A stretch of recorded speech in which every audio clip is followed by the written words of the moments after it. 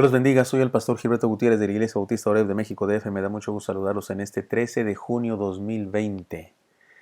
Iniciamos una nueva serie, terminamos ya el libro del Apocalipsis y ahora comenzamos una nueva serie que se llamará Gente Común que Dejó Huella. Les platico.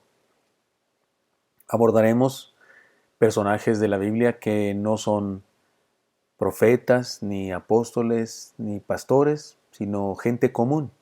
Algunos de ellos llegaron a ser algo más grande, pero cuando aparecen en la Biblia son gente común, gente sin un cargo. Algunos de ellos ni sabemos su nombre siquiera. Y estudiaremos sus características y cómo la gracia de Dios en ellos se manifestó.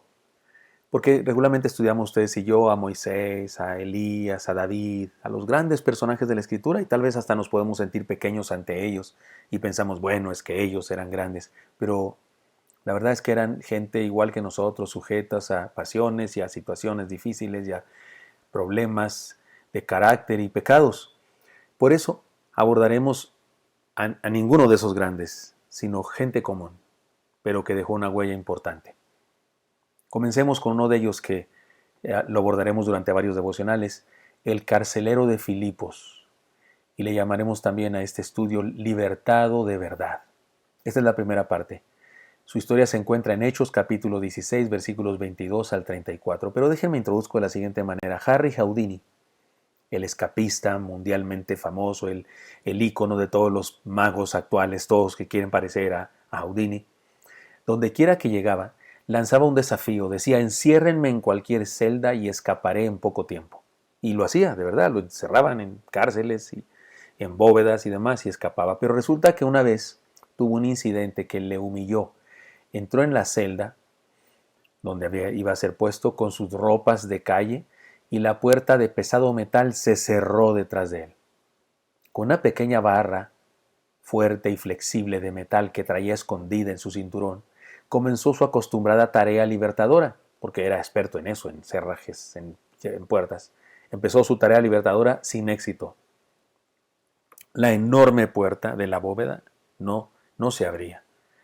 Los minutos pasaban y la puerta no se abría. Él, bañado en sudor después de varias horas, finalmente se dejó caer lleno de frustración sobre la puerta.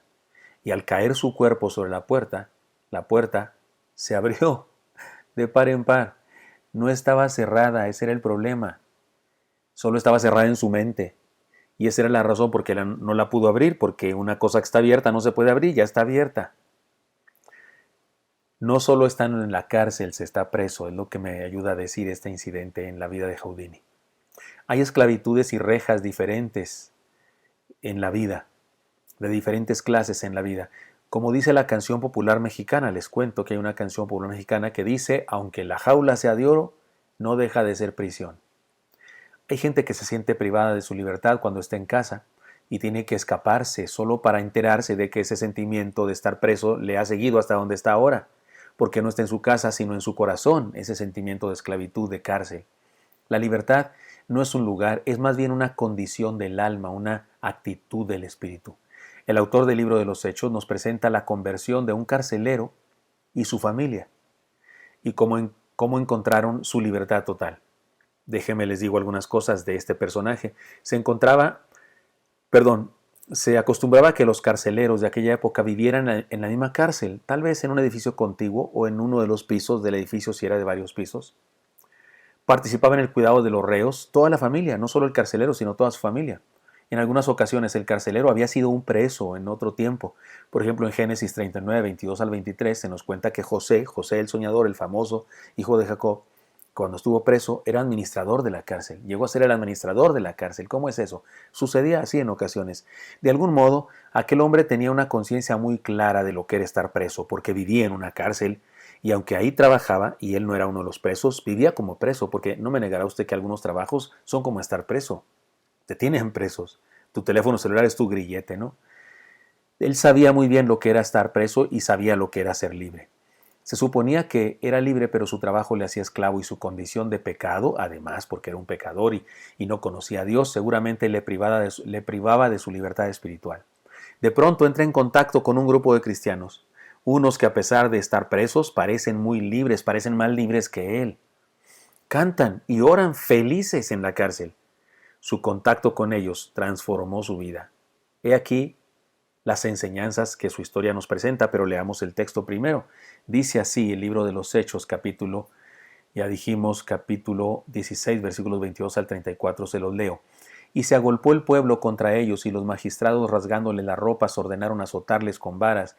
Después de haberles azotado mucho, los echaron en la cárcel, mandando al carcelero que los guardase con seguridad, el cual, recibido este mandato, los metió en el calabozo de más adentro y les aseguró los pies en el cepo. Pero a medianoche oraban Pablo y Silas, cantaban himnos a Dios, y los presos los oían. Entonces sobrevino de repente un gran terremoto, de tal manera que los cimientos de la cárcel se sacudían, y al instante se abrieron todas las puertas, y las cadenas de todos se soltaron. Despertando el carcelero y viendo abiertas las puertas de la cárcel, sacó la espada y se iba a matar, pensando que los presos habían huido. Mas Pablo clamó a gran voz, diciendo: no te hagas ningún mal, pues todos estamos aquí. Él entonces, pidiendo luz, se precipitó adentro y temblando se postró a los pies de Pablo y de Silas, y sacándolos les dijo: señores, ¿qué debo hacer para ser salvo? Ellos dijeron: cree en el Señor Jesucristo y serás salvo tú y tu casa. Y le hablaron la palabra del Señor a él y a todos los que estaban en su casa. Y él, tomándolos en aquella misma hora de la noche, les lavó las heridas, y enseguida se bautizó él con todos los suyos. Y llevándolos a su casa, les puso la mesa, y se regocijaron con toda su casa de haber creído a Dios. ¿No le parece impresionante este suceso? ¿Y quién es este carcelero de Filipos? Pues el carcelero de Filipos es lo único que les puedo decir, porque es gente común, pero que deja huella. Sigamos sus huellas, y primera de ellas, la única que estudiaremos hoy: hagamos contacto con el reino de Cristo. Hagamos contacto con la iglesia del Señor, con el reino de Cristo. ¡Qué espectáculo! Una cárcel maloliente, unos hombres atemorizados, otros resignados, tal vez todos enfermos, llenos de pulgas, piojos, qué sé yo. Y de pronto, en la oscuridad y el silencio de la noche, intensificado por la poca ventilación de aquel lugar, un par de discípulos de Jesucristo comienzan a orar y a cantar. Lucas dice, el autor del libro de los Hechos, que orando cantaban. O sea, eran oraciones cantadas. No se trata de dos actividades diferentes, sino de una misma posiblemente. Cuando cantamos hablamos con Dios, no solo repetimos palabras, hablamos con Dios.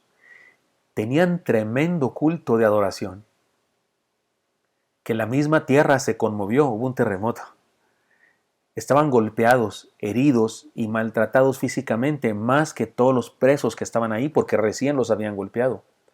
Por si fuera poco, sus pies, posiblemente sus manos, estaban fijas a dos fuertes troncos de madera que les servían de atadura.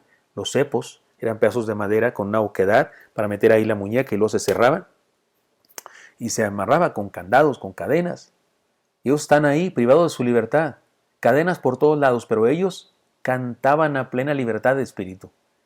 El pasaje dice que el carcelero despertó, pero después del terremoto, y no hay razón para creer que necesariamente no hubiesen escuchado las alabanzas, porque es muy curioso, cuando entra y se quiere matar porque él sabe que un carcelero pagaba con su vida por la vida de los presos y pensaba que se habían escapado. Pero cuando Pablo le dice: no te hagas ningún daño, cae de rodillas frente a ellos y le dice: ¿qué debo hacer para ser salvo? ¿De dónde saca esa idea? ¿Cuál es la idea? Bueno, seguramente sabía el delito que habían cometido. ¿Cuál es el delito? Predicar el Evangelio de Jesucristo. Y luego después están en la cárcel cantando, alabando a Dios. Él ha entendido, estos tipos tienen algo. Estos tipos se hablan de tú con Dios, estos tipos hablan de alguien. Y por eso, seguramente por su previo conocimiento que tenía de lo que anunciaban, les dice esa palabra. Muy seguramente, al igual que los otros presos, su familia y él se habían impresionado por esa manera tan distinta de enfrentar la adversidad. Comenzamos a ser libres cuando estamos en contacto con la fe cristiana, y nos mantenemos en la libertad en tanto que nos mantenemos en contacto con los hijos de Dios. No se puede disfrutar de la libertad cristiana alejados del cuerpo de Cristo, de su iglesia. Mientras más nos alejamos del pueblo de Dios, más ataduras encontramos y más esclavitud. De hecho, la mayoría de las personas que hoy viven alejadas de Dios y su iglesia nunca pensaron que llegarían tan lejos. Comenzaron alejándose un poco y un poco y un poco, y después de ese poco se convirtió en mucho y un mucho y un mucho y un terriblemente mucho. De pronto se hallaron esclavizados en algún hábito, pecado, actividad, trabajo, etc. ¿Qué le impide a usted, hermano y amigo? ¿Qué nos impide acercarnos a Dios por medio de su pueblo? ¿Queremos ser libres? Mantengámonos en contacto con el reino de Cristo. ¿Queremos imitar la huella de este hombre común que dejó huella?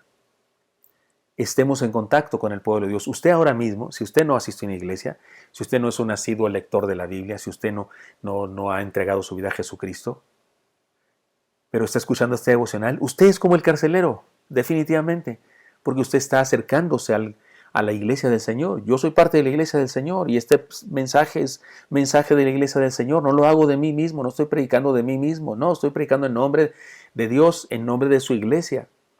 Ahora, el carcelero de Filipos no es, cuando digo que lo imitemos, cuando digo que sigamos sus huellas, no estoy diciendo que él es una gran cosa y que si no fuera por él el cielo estaría muy triste. No, él era un hombre mortal como usted y como yo, lleno de pecado, pero la gracia de Dios en su vida, Dios lo motivó, Dios le hizo poner atención a aquellos cantos, Dios le hizo estar despierto hasta algunas ciertas horas y escuchar los cantos, Dios le puso en él la inquietud, él solamente fue sensible a la voz de Dios. Cuidado con esa insensibilidad que tienen algunas personas. Hay personas que no quieren oír nada del Evangelio.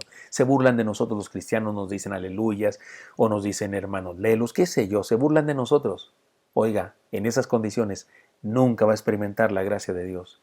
Para experimentar la gracia de Dios hay que estar en contacto con el pueblo de Dios, porque Dios tiene un pueblo. Dios diseñó una nación, un reino, para dejarlo aquí en la tierra y que anunciara su verdad. Por eso, por favor, ¿queremos ser libres? Mantengámonos en contacto con el reino de Cristo. Espero que esto sea útil para usted y me encantaría encontrar el día de mañana. Hasta pronto.